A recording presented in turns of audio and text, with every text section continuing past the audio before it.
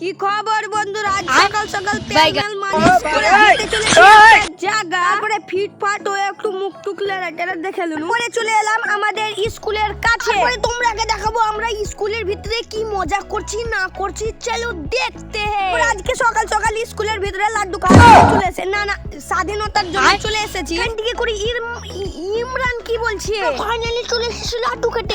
আচ্ছা জামিরুল লাড্ডু মাড্ডু মারবে। পরে আমরা সবাই মিলে বলে দিলাম বন্দে মাতরম বন্দে মাতরম। তোমরাকে দেখাতে চলেছি अभी मजा आएगा ना भिड़ो।